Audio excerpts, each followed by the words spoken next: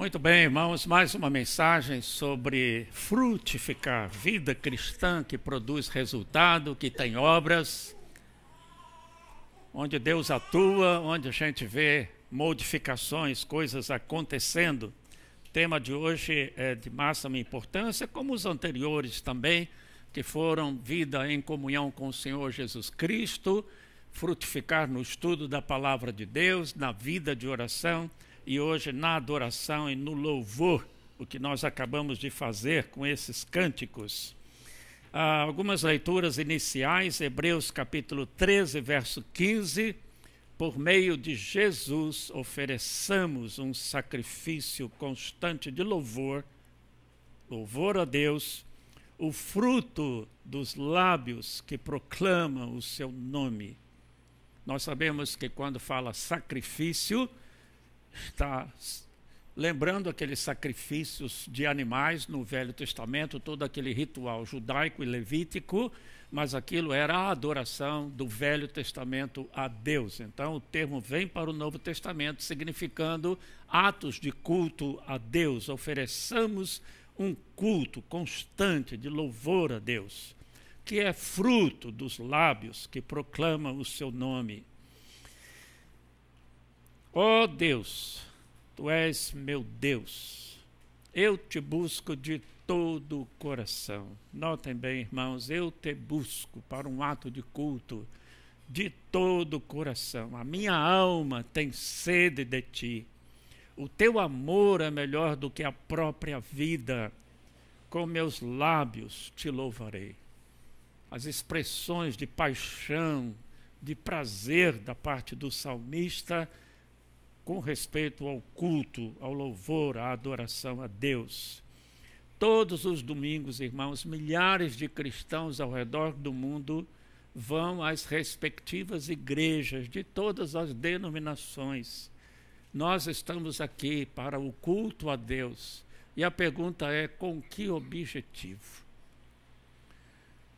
Não devemos tomar isso por assentado. Claro que é louvar a Deus, claro que é ouvir a palavra de Deus. Nós precisamos fazer uma introspecção, uma análise da nossa própria alma. Esse é, de fato, o nosso objetivo. E nós entendemos o que é cultuar a Deus, adorar a Deus, louvar a Deus, ouvir a sua palavra.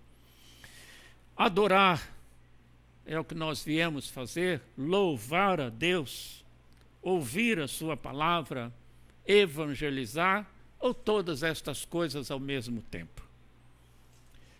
Muita gente, inclusive autores cristãos, englobam todos estes atos de culto em uma só palavra: adoração. É um culto de adoração, que inclui louvor, orações, pregação da palavra de Deus, evangelização, comunhão entre os irmãos. O que fazem é mesmo a adoração? Esses cristãos que dominicalmente vão à igreja para adorar, fazer todas estas coisas, é o que eles realmente fazem. É isso que nós fazemos aqui, irmãos, cada domingo. Parece óbvio que sim, mas outra vez devemos nos perguntar: com que profundidade, com que consciência, com que sinceridade nós o fazemos? Jesus disse à mulher samaritana naquela famosa conversa registrada em João capítulo 4, os verdadeiros adoradores adorarão o Pai em espírito e em verdade.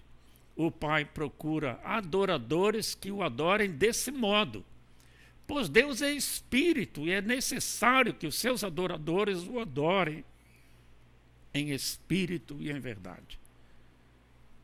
O que é adorar a Deus em espírito e em verdade? Quem são os verdadeiros adoradores? Da perspectiva de Deus. E é interessante que o texto diz que Deus procura adoradores que o adorem dessa forma. Será que Ele nos encontrou e ficou prazeroso conosco, porque afinal encontrou um grupo de pessoas que se reúnem para adorá-lo dessa forma que Ele gosta, que ele aceita o nosso louvor. Os fariseus e seus escribas, aqueles que viviam questionando e criticando Jesus e os seus discípulos, questionaram Jesus dessa vez e aos seus discípulos, dizendo que eles não cumpriam as tradições, aquelas tradições do judaísmo, aqueles rituais de culto. E Jesus então lhes disse com toda franqueza, Jesus, a mansidão e o amor encarnados, hipócritas. Isaías tinha razão quando profetizou a seu respeito. Este povo me honra com os lábios, mas o coração está longe de mim. Honrar, adorar, cultuar a Deus com os lábios, seguindo rituais litúrgicos, tradições de igrejas, denominações, mas com o coração longe. O coração não está ali, a pessoa não está apaixonada por Deus, não está plenamente consciente da grandiosidade, do poder, do amor de Deus e de Cristo. Está cumprindo um ato religioso. Jesus disse que tais pessoas são hipócritas. O honram com os lábios, mas o coração está longe. A sua adoração é uma farsa, pois ensinam doutrinas humanas como se fossem mandamentos de Deus. Está falando de adoração e, ao mesmo tempo, fala da pregação da palavra, o que justifica o que há pouco dissemos. A palavra adoração pode incluir a pregação da palavra. Só que aqueles escribas e fariseus ensinavam coisas que realmente não estavam na Bíblia, nos mandamentos de Deus, eram as suas próprias tradições. Será que isso se aplica a nós, irmãos? Seja através dos nossos cânticos, das nossas orações, ou da pregação do pastor, ou quem aqui à frente estiver, será que nós ensinamos as nossas próprias ideias, as nossas próprias doutrinas, e o nosso coração não está aqui realmente? É preciso fazer uma distinção. Não sei se você já se perguntou qual a diferença entre adoração e louvor. Em que momento do culto a gente está adorando, em que momento a gente está louvando? Ou isso é a mesma coisa? Então vamos fazer uma distinção a respeito disso. Isso vai nos ajudar a darmos mais qualidade ao nosso culto a Deus. A adoração, tradução da palavra hebraica hitava, quer dizer prostrar-se, ajoelhar-se diante de Deus. Então não se esqueçam disso. Toda vez que a Bíblia fala de adoração, ela está falando de um ato que pode ser puramente simbólico, atitude mental ou da alma, do coração, não tem que ser necessariamente um gesto físico, até porque como é que vocês iriam se ajoelhar e muito menos se prostrar com o rosto no chão? Feitos árabes nas suas 5 horas de oração cada dia. Eles estendem um tapetezinho e se ajoelham com o rosto em terra. Aqui nós não teríamos condições, então a gente não pode adorar, mas no coração, na atitude mental, com o significado que vamos explicar, é isso que nós fazemos. Então a adoração na Bíblia tem que ver com prostrar-se, ajoelhar-se diante de Deus. Vejam algumas passagens, Êxodo 34, quando o Senhor se revelou a Moisés no Monte Sinai, aquela coisa muito santa, fogo, trovão, relâmpago, o monte tremia, ninguém podia chegar perto. Deus queria que o povo tivesse uma noção de reverência e de poder, de santidade de Deus. Então, toda aquela cena foi para criar temor a Deus, reverência, respeito. Moisés se prostrou com o rosto no chão e o adorou. Olha, o prostrar-se e adorar. Moisés prostrou-se com o rosto no chão, lá no Monte Sinai, e adorou a Deus. Salmo 95 nos convida, dizendo: venham, vamos adorar e nos prostrar. vamos nos ajoelhar diante do Senhor, que é o nosso Criador. Em algumas das músicas que há pouco nós cantamos, nós exaltamos, nós adoramos, nós louvamos ao Deus Criador de todas as coisas. E aqui está um convite para adorar, prostrando-se diante de Deus. Então, o prostrar-se, simbolicamente, não necessariamente com o corpo, o adorador reconhece que Deus é Senhor e Ele é um servo. Então, aqui está o sentido básico da adoração, irmãos. Não é necessariamente música. Sobre música vamos ver logo à frente. Mas é uma atitude de humilhação, de reconhecimento da soberania de Deus. Reconhecimento de que Deus é Senhor e nós somos servos. A Bíblia associa a adoração, portanto, com vida e com serviço. Se nós somos servos e Deus a quem adoramos é o Senhor soberano, Senhor de nossas vidas, então nós não fazemos o que nós queremos, nós fazemos o que Deus manda, porque Ele é Senhor e nós somos servos. E se nós somos servos, nós servimos, porque esse é o papel do servo. Ele não tem o seu próprio querer e ele faz aquilo que o seu Senhor manda em serviço. Mateus 4:10, Jesus, tentado no deserto por Satanás, vocês se lembram que uma das 3 tentações impostas a Jesus ali no deserto por Satanás foi aquela terrível tentação, uma ousadia de Satanás, assumindo como se ele fosse o Senhor do universo. Todos os reinos me pertencem, ele disse, mas se você, Jesus, se adorar, prostrar-se diante de mim, eu lhe darei o reino, eu lhe darei as nações. Que ousadia de Satanás! De fato, Jesus diria mais tarde que Satanás é o príncipe deste mundo. Mas isso é diferente de dizer que ele é o dono, que ele é o Senhor. Deus permite que ele faça das suas. E que obras terríveis ele faz neste mundo. Inclusive na nossa vida, quando nós cedemos às tentações. Como se o diabo fosse o nosso Senhor. Como se nós estivéssemos, o que Jesus não fez, nos prostrando diante de Satanás. Como Jesus tinha consciência de ser o Filho de Deus, e como ele estava iniciando o seu ministério, foi uma tentação real. Será que eu corto o caminho? Será que eu ganho as nações? Fazendo uma concessão a Satanás, me ajoelhando diante dele, fazendo um pacto de aliança com ele. Jesus não cedeu. E o que foi que Jesus disse? Está escrito, adore o Senhor, seu Deus, e sirva somente a Ele. A tentação era, prostre-se diante de mim. Reconheça o meu poder.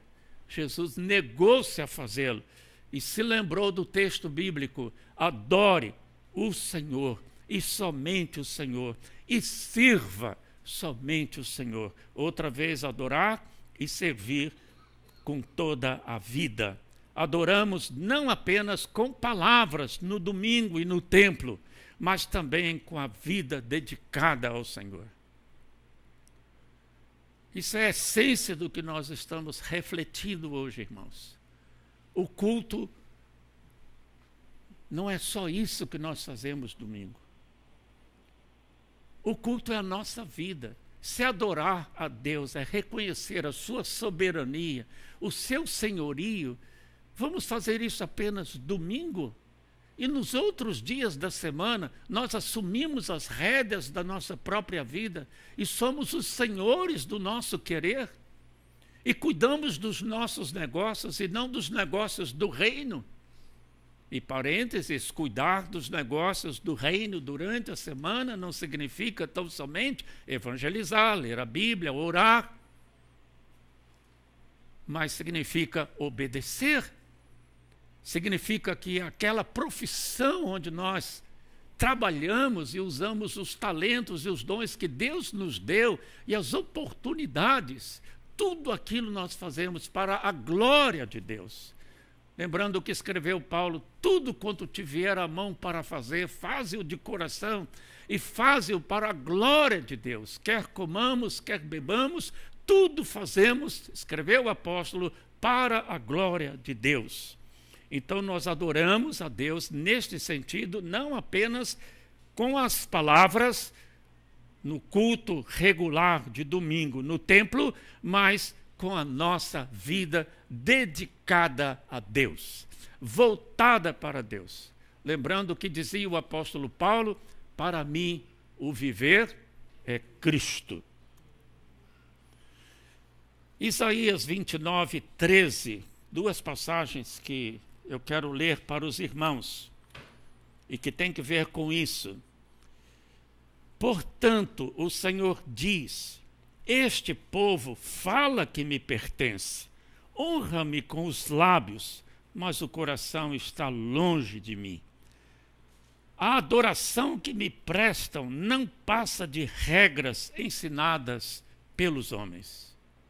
Então a liturgia, o programa de culto, o que nós fazemos aqui, por mais bonito que seja, pode ser uma farsa aos olhos de Deus, se não for algo do coração, que expresse uma atitude de vida, entregue a Deus e submetida ao senhorio de Deus e de Jesus Cristo.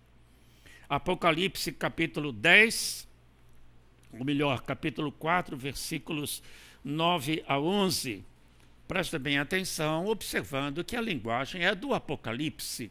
E como nós não estamos aqui interpretando o Apocalipse, eu não vou entrar em detalhes, vamos pegar o sentido da coisa. Cada vez que os servos vivos dão glória, honra e graças ao que está sentado no trono, e você sabe que é Jesus, aquele que vive para todo sempre, os 24 anciãos, vamos entender como os remidos, os salvos, se prostram e adoram o que está sentado no trono. Se prostram e adoram outra vez. Aquele que vive para todo sempre é o que está sentado no trono. Agora notem bem, colocam suas coroas diante do trono e dizem: tu és digno, ó Senhor e nosso Deus, de receber glória, honra e poder, pois criaste todas as coisas e elas existem porque as criaste segundo a tua vontade. Aqueles que se prostram e que adoram, colocam as suas coroas aos pés do Senhor. Se tinham coroas, tinham autoridade, reinavam. Mas quando eles adoram, ou seja, se prostram, eles reconhecem o reino do Senhor Jesus Cristo. Eles reconhecem a autoridade última e infinitamente maior do Senhor, que está sentado no trono celestial. Então eles se despojam de sua própria autoridade, tiram as suas coroas e colocam aos pés daquele que está sentado no trono. Isto é adoração, irmãos. Será que nós, quando falamos de adoração, simbolicamente, nós tiramos a nossa coroa e colocamos aos pés do Senhor Jesus? Mudando de figura, nós saímos da cadeira do motorista do nosso carro e passamos para a cadeira do passageiro. Entregamos a direção da nossa vida ao Senhor Jesus. Mudando outra vez de figura, nós entregamos as rédeas do animal ao Senhor Jesus. Senhor, dirija a minha vida. Tu és Senhor. Irmãos, isto é adoração. Isto é o prostrar-se diante do Senhor. Recordando, resumindo aqui para fazer um contraste logo à frente. A adoração é prostrar-se, joelho em terra, submeter-se ao senhorio de Cristo e do Deus Pai e servi-lo e obedecê-lo. Não nos esqueçamos, a adoração tem que ver com prostrar-se, seja fisicamente ou emocionalmente, espiritualmente, simbolicamente, e submeter-se ao senhorio do Senhor Jesus Cristo e de Deus, e o servir e o obedecer. Quantas aplicações na nossa vida de todo dia, seja para nos tranquilizarmos, se Deus está na direção, por que ansiedade, por que aflição, por que medo? Se Ele está segurando as rédeas, confiemos. Isso traz conforto, segurança, mas ao mesmo tempo exige de nós obediência. Em quantas situações, irmãos, nós queremos fazer a nossa vontade? Alguém faz alguma coisa, nós reagimos na carne, nós reagimos conforme a nossa velha natureza. Isso eu não permito. Elevou a voz comigo, tenho o troco. Nós estamos sempre nessa atitude carnal, de defesa. Entreguemos isso ao Senhor Jesus. Submetamo-nos e obedeçamos. Falar em obedecer outra vez, em quantas situações, irmãos, nós somos como Jesus foi, tentados. Coisas às vezes inconfessáveis, que nós não faríamos na presença de qualquer irmão nosso, porque teríamos vergonha, porque seríamos mal vistos. Mas fazemos no recôndito do nosso lar, aquelas brigas, aquelas discussões, aquelas impertinências, e algumas coisas até que não veríamos na televisão ou na internet se tivesse alguém ao nosso lado. Mas nos esquecemos de que Deus está ao nosso lado, que Jesus está ao nosso lado, que o Espírito Santo habita em nós e requer de nós santidade. Tudo isso tem que ver com uma atitude de adoração que vai consumar num culto comunitário, domingo na igreja. Mas este culto é o resultado deste culto diário de vida de que nós estamos falando. Agora, sobre louvor. É uma atitude reversa, porque na Bíblia, louvar tem que ver com levantar-se e não com o prostrar-se. Levantar-se, erguer os braços, erguer as mãos e cantar e agradecer o que Deus já tem feito por nós. Então, aí está o contraste, que muitas vezes passa desapercebido. Adorar tem que ver com abaixar-se, curvar-se, render-se, para obedecer e servir. Porém, nos levantamos para louvar com alegria e agradecer tudo que este Senhor é e tudo que Ele tem feito por nós. Neemias fala das duas atitudes simultaneamente.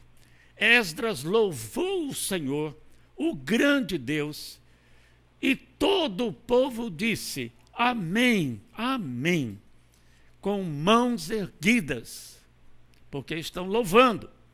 Depois, prostraram-se com o rosto no chão e adoraram o Senhor. Nada mais claro, confirmando o que nós vimos dizendo. A adoração e louvor, porém, tem que ser em espírito e em verdade, conforme dissemos no começo.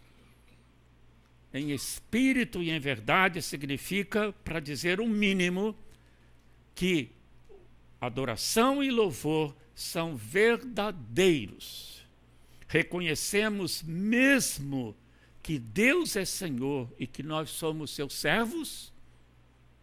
Nós, em consequência desse reconhecimento, servimos, obedecemos toda semana, todos os dias. Adoração e louvor têm que ser espirituais. Nenhum ato de culto, sejam as orações, a pregação, o louvor, podem advir de motivos carnais. E que Deus tenha misericórdia de nós, Ele que vê o íntimo da nossa alma. Qual é a nossa intenção secreta? O que está dentro do nosso coração? Algumas reações nossas quando há algum tipo de crítica ou quando não há elogio, refletem uma atitude carnal. Por que queremos reconhecimento? Por que queremos elogios? Por que nos irritamos quando criticados? Tudo isso refletiria um ego colocado no trono, em vez de a glória de Deus. O Senhor Jesus, a quem estamos adorando e a quem estamos louvando. Nós não podemos julgar, mas ficamos, às vezes, incomodados e preocupados com certos louvores, principalmente estes dos grandes cantores gospel do nosso país, para não falar do estrangeiro, com tanta encenação, até uma roupagem tão elegante, tão rica, joias, e às vezes roupas nem tão decentes para o propósito. Como que se a pessoa fosse um ator ou uma atriz num palco ou numa filmagem de Hollywood a se exibir, a mostrar o seu performance. E todos aqueles jogos de luz, enfim, vocês sabem de que eu estou falando.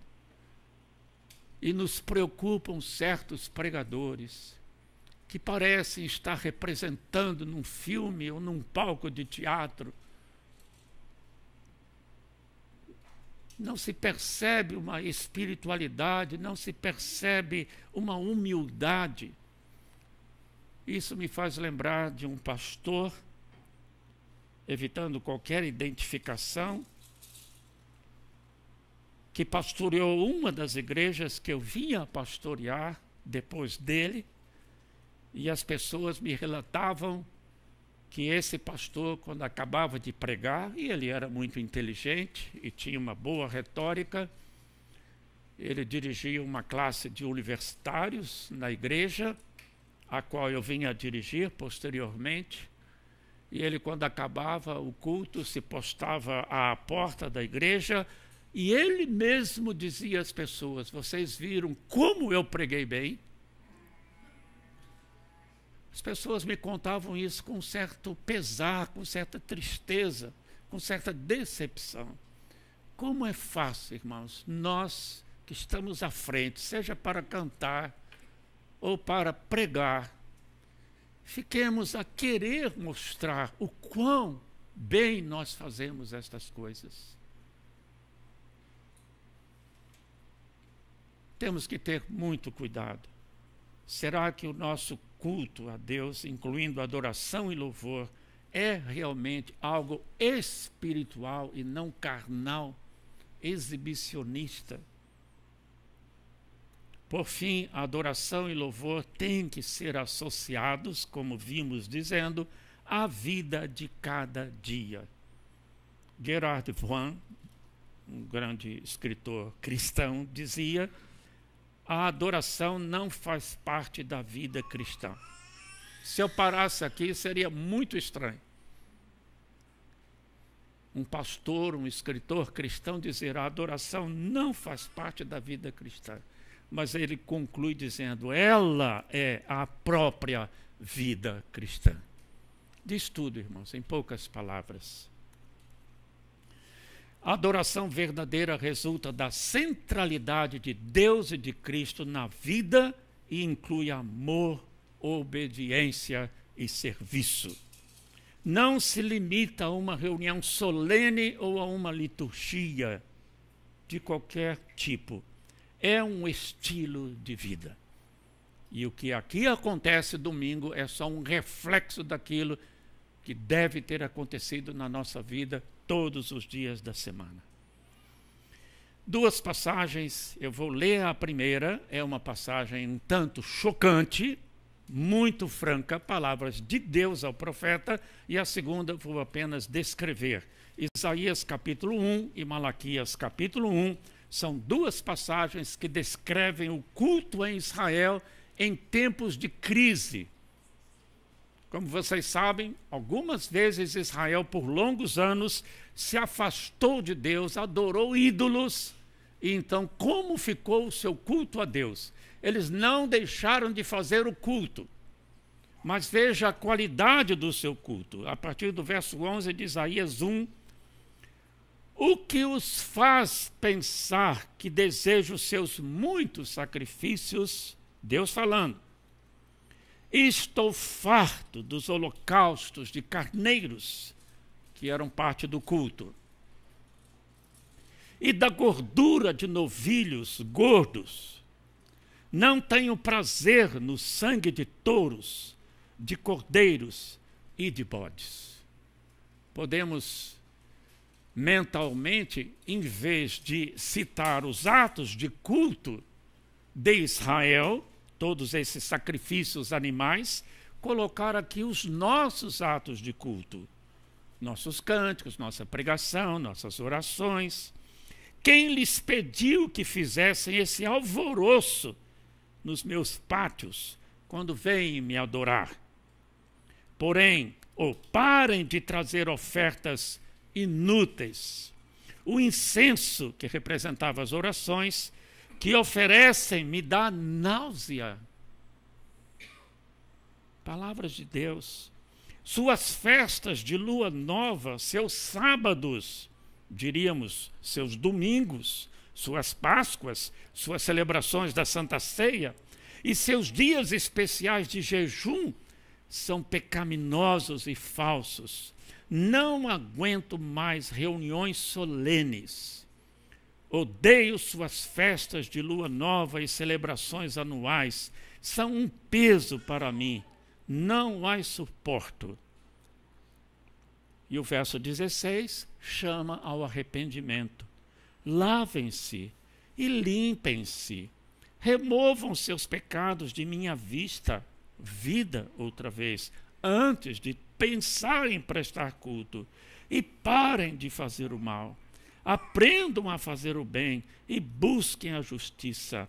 Ajudem os oprimidos, defendam a causa dos órfãos, lutem pelos direitos das viúvas. E a promessa do perdão. Venham, vamos resolver este assunto, diz o Senhor. Embora seus pecados sejam como a escarlate, eu os tornarei brancos como a neve. Embora sejam vermelhos como o carmesim, eu os tornarei brancos como a lã. Se estiverem dispostos a me obedecer, terão comida com fartura. Enfim, as bênçãos de Deus. Sacrifícios, holocaustos, alvoroço, ofertas, dias santos, reuniões solenes, festas religiosas, orações com mãos levantadas, sem vida santa e sem a prática do bem, não tem valor para Deus. Em Malaquias, algo parecido, um texto ainda mais longo, ele menciona as ofertas indignas que em certos períodos Israel apresentou ao Senhor. Em todo aquele ritual de sacrifícios, eles traziam animais cegos, mancos. Quando os mandamentos de Deus a Moisés exigiam animal sem mácula, sem defeito algum, macho de 1 ano, porque eles representariam Jesus, que nunca pecou, o Cordeiro de Deus que daria a sua vida por nós na cruz. Mas eles, para a economia, olhavam no seu rebanho, não, esse aqui vai dar um bom dinheiro, esse aqui não vou levar para a igreja. Esse aqui eu não posso vender, está todo manco, quebrou a perna, ou é cego, teve um acidente, esse eu posso dar. Será que é esse o nosso raciocínio quando nós pensamos em ofertas e dízimos? O que sobra? Ou quando nós pensamos em nosso tempo, o que sobra nós vamos dar para Deus? Nós fazemos o melhor no nosso emprego para agradar o patrão e não perdermos o emprego para ganharmos uma promoção, e na igreja fazemos o quê? para agradar a Deus. Então vejam que este quadro aqui de Israel pode, às vezes, representar o espírito com que nós adoramos e servimos a Deus. Deus disse a Israel, por causa destes sacrifícios de péssima qualidade: quem dera um de vocês fechasse as portas do templo para que não se acendesse em vão o fogo do meu altar. Então, conforme a vida durante a semana, conforme o nosso conceito de Deus na nossa vida, se Ele é Senhor ou se não é Senhor, se obedecemos, se não obedecemos, se o honramos durante a semana, então, se não, Ele prefere que a gente feche as portas da Igreja Libertas.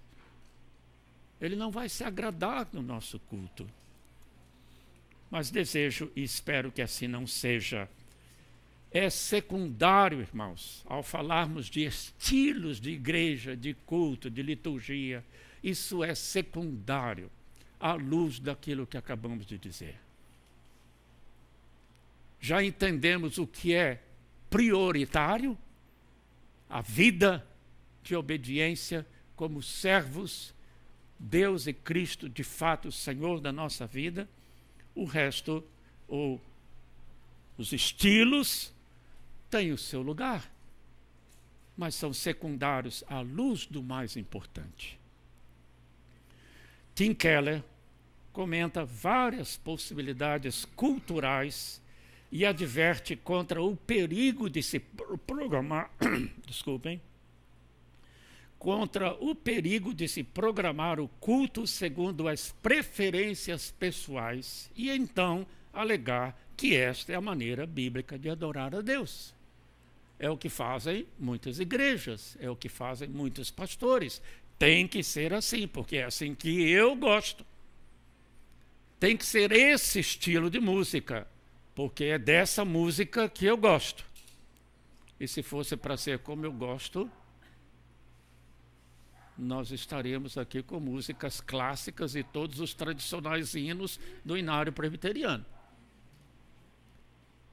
Por causa do conteúdo e também da melodia de alguns hinos, eu gostaria sim, e acho que, qualquer que seja o nosso estilo, deveríamos usá-los no nosso louvor a Deus.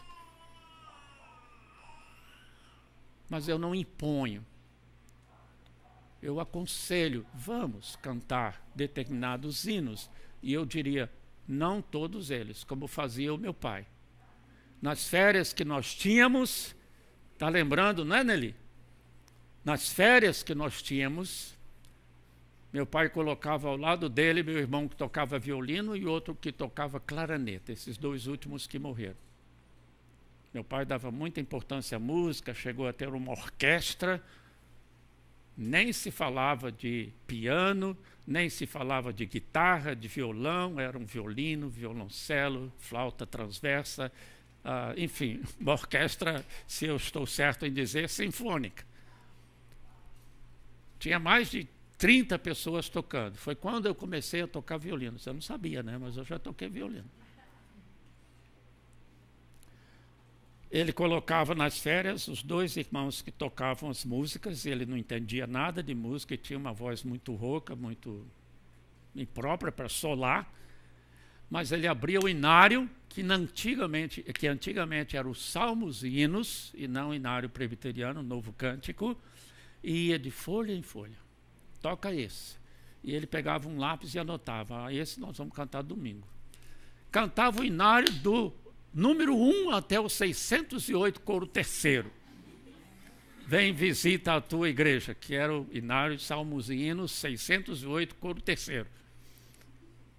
Eu não faria isso de modo nenhum hoje, nos nossos dias. E com a igreja que nós temos, que é de um formato diferente. É importante, irmãos, termos este formato, mas temos que ter todos nós, a equipe de louvor inclusive, e o pastor, o discernimento e a direção de Deus, que é o Senhor, para não impormos os nossos gostos. Nós temos que auscultar a igreja, a cultura à nossa volta, o nosso tempo, e ajustarmos até onde a Bíblia permite, isso é importante, à cultura que nos cerca. Continua Tim Keller, nesse livro que todos conhecem. Passou muito aqui.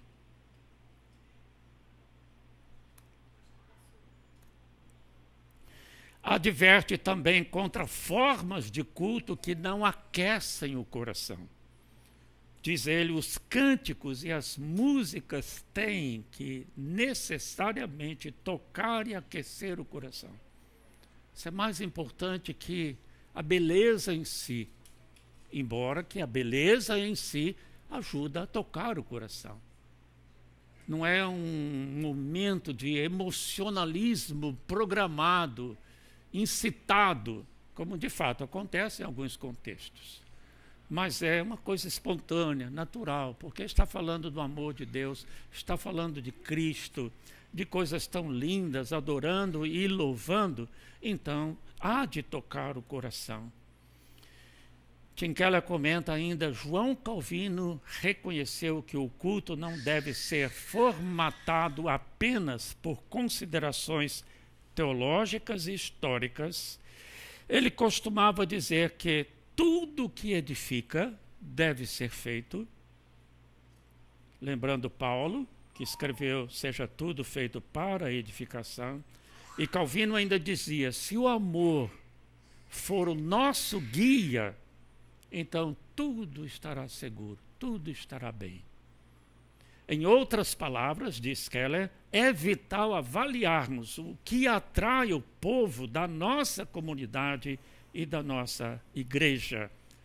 O contexto cultural e valores centrais da igreja moldam o culto.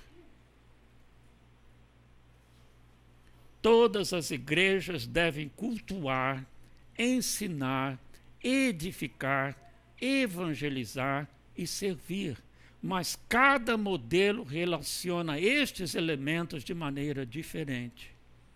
Algumas igrejas usam o culto como principal instrumento de evangelismo, outras não fazem isso. As igrejas se auto-administram com oração, joelhos prostrados diante do Senhor. O que pode ser bom num determinado contexto pode não ser o melhor num outro contexto. Tim Keller aponta 2 textos que mostram que o culto de adoração e edificação da igreja, que reúne membros cristãos, pode ser também, e ao mesmo tempo, um culto evangelístico. E as 2 passagens são estas. A primeira, 1 Coríntios 14, destacando apenas o verso 24 a 25. Se vocês bem se lembram, 1 Coríntios 12 fala dos dons espirituais, incluindo o dom de línguas. 1 Coríntios 13 exalta o amor como o dom supremo. E 1 Coríntios 14 discute a questão do abuso dos dons de línguas no culto da igreja. E nesse contexto de corrigir os abusos que estavam acontecendo na igreja de Corinto, quando todos falavam em línguas, e era aquela bagunça, Paulo diz, se entra um incrédulo, na versão antiga, revista e atualizada, um indouto, alguém que não entende essas coisas, ele vai dizer, estão todos loucos. Mas agora aqui, se todos estiverem profetizando, entendendo a profecia nesse contexto como ensino da palavra, pregação da palavra, interpretação da palavra de Deus, se todos estiverem profetizando e descrentes entrarem na reunião, os visitantes não cristãos evangélicos, serão convencidos e cairão de joelhos e adorarão a Deus, declarando, de fato, Deus está aqui no meio de vocês. Não é um culto evangelístico, não é um sermão evangelístico, mas há ordem, cada um fala por sua vez e fala com fidelidade à palavra de Deus, sob iluminação do Espírito Santo, é um dom espiritual. Então, se entra um visitante que não conhece a Cristo como seu Salvador, ou não tem o temor a Deus, ele vai ficar impregnado naquela atmosfera de um povo que adora a Deus. E ouvindo a palavra de Deus, ele será sensibilizado pelo Espírito Santo, mesmo que não seja um culto e um sermão evangelísticos. Mas ele será tocado e vai se ajoelhar, adorar, juntamente com os cristãos, e dizer: Deus está aqui com vocês. Isto me impressiona. Praticamente se converte num culto de crentes. A outra passagem para a qual Tim Keller chama a atenção é Atos 2, e aqui não vou ler a passagem, mas só dar o contexto e concluir com um versículo apenas. Pentecostes é o que aqui está relatado. Os discípulos de Jesus Cristo, mais 120 pessoas, estavam aguardando no cenáculo o cumprimento da promessa do Espírito Santo. Aconteceu. Uma experiência tipicamente cristã, de salvos. Todos eles foram batizados pelo Espírito Santo e falaram em outras línguas, porém não línguas incompreensíveis, mas falaram das grandezas de Deus, diz o texto. Falaram a palavra de Deus em línguas diferentes, conforme o desígnio de Deus. Do lado de fora, sendo uma festa importante do judaísmo, muitos peregrinos de toda a nação ouviram aquele vozerio lá dentro e estranharam que cada um deles ouvia os discípulos de Jesus falando em sua própria língua, desses peregrinos. E ficaram curiosos e pararam ali, defronte do cenáculo, que era uma sala alta. Alguém viu lá de dentro e falou com Pedro: Pedro, tem uma multidão aí fora olhando para cá, curiosa, ouvindo o que nós estamos falando, as grandezas de Deus. Vá lá, dá uma palavra para eles. E Pedro chegou no alpendre e disse: meus irmãos, o que está acontecendo é o cumprimento da promessa de Deus, feita a Joel no Velho Testamento, repetida por Jesus Cristo, é a dádiva do Espírito Santo. E nós estamos falando de Jesus, a quem vocês crucificaram. O que aconteceu? O Espírito Santo tocou no coração deles com este sermãozinho de nada, mas cheio do Espírito Santo. E um sermão acusatório: vocês crucificaram o Filho de Deus. Eles se arrependeram. E eles perguntaram: mas então, Pedro, o que é que nós fazemos? E Pedro disse: só há uma coisa que vocês possam fazer: arrependam-se e sejam batizados. E eles se arrependeram. E naquele mesmo dia, 3.000 pessoas foram batizadas. Não houve nenhuma convocação para um culto evangelístico. Era uma experiência muito estranha para os descrentes. Mas quando se explicou o sentido daquilo, as pessoas se arrependeram pela ação do Espírito Santo. E 3.000 pessoas se converteram. Concluindo, como frutificar na adoração, irmãos? Reexamine a sua própria relação com Deus e com Cristo. São centrais em sua vida? Irmãos, não digamos precipitadamente: claro que são. Pensemos no dia a dia, nas atitudes, nos comportamentos, naquilo que enche a nossa cabeça, os nossos ideais de vida, os nossos projetos. Deus e Jesus estão no centro. Podemos dizer com absoluta sinceridade, para quem vê o nosso coração, aquilo que Paulo dizia: para mim o viver é Cristo. Sua adoração é, de fato, uma expressão de sua submissão ao senhorio de Deus e de Cristo e de sua obediência e serviço. Seu louvor é, de fato, uma expressão de sua admiração por aquilo que Deus é e de gratidão por tudo aquilo que Ele tem feito, não se esquecendo que o item 2, adoração, tem que ver com prostrar-se, reconhecer a soberania, obedecer e servir. E o item 3, louvor, tem que ver com a exaltação, com aquilo que Deus já fez, o louvor, o elogio, a sinceridade, a gratidão. Você faz acertos com Deus e com Cristo antes de vir ao templo para adorar, louvar e ouvir a palavra. Digamos que alguma coisa durante a semana não foi de acordo com a sua intenção de estar prostrado diante do senhorio de Jesus Cristo e obedecendo. Você desobedeceu. De alguma forma, antes de vir para o templo, você confessa isso a Deus. Você purifica a sua alma. Já contei aqui, não vou repetir, mas eu me lembro de um revés que eu tive aí com a Márcia, quando o Benjamin, ou quando o Clinton era bebê, e aquilo nos atrasou, eu me irritei, tive uma atitude irritada com a Márcia. Indo para a igreja, o Espírito Santo tocou no meu coração e eu falei, não posso pregar dessa maneira, sendo injusto, irritado com a Márcia. Então, chegando na igreja, já um pouco atrasado, eu a chamei numa sala ao lado e fiz os acertos necessários com ela e com Deus.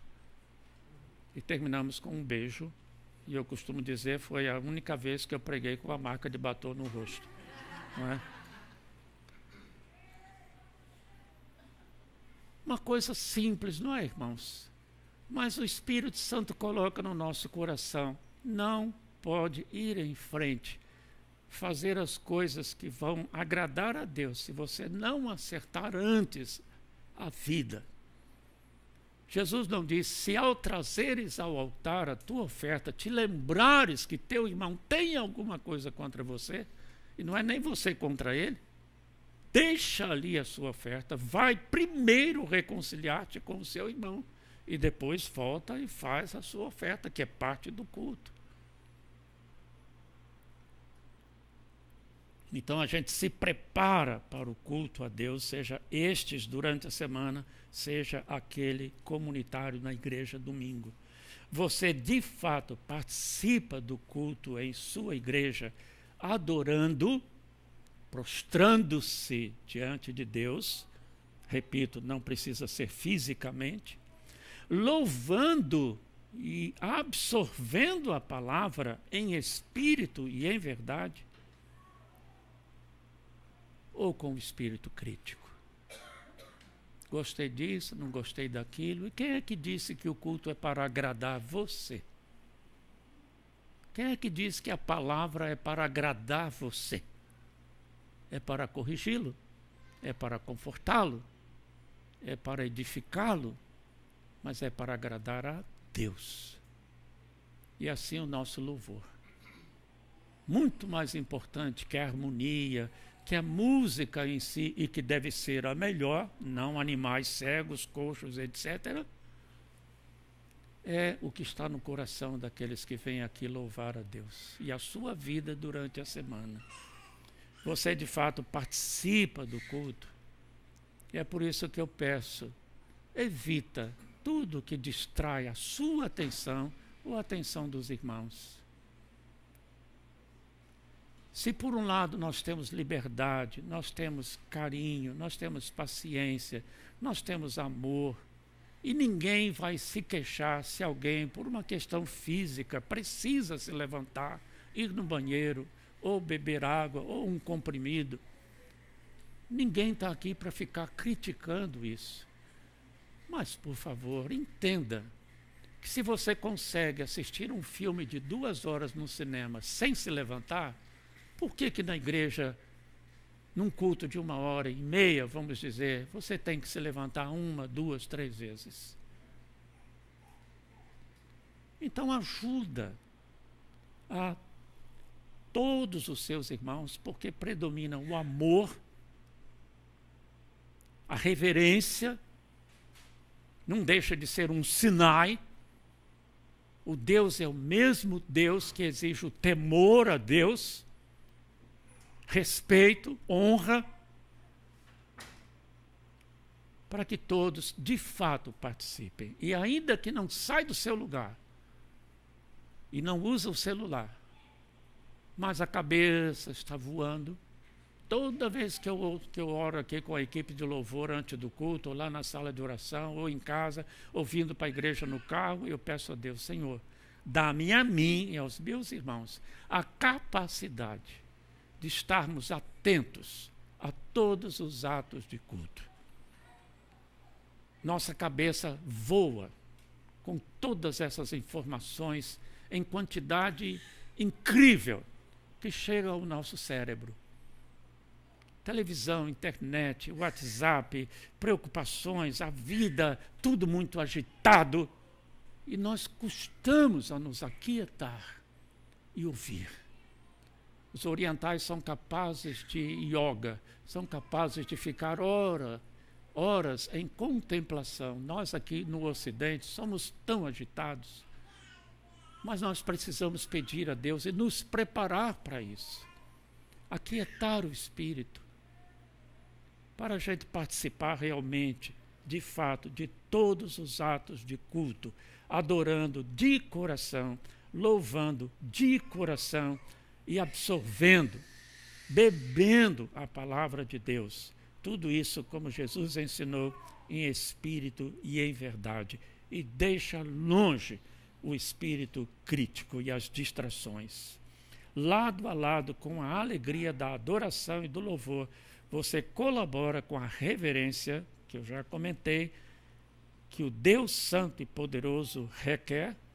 Deus permita que sim, e que o nosso culto de adoração a Deus seja, de fato, aceito e agradável a Deus.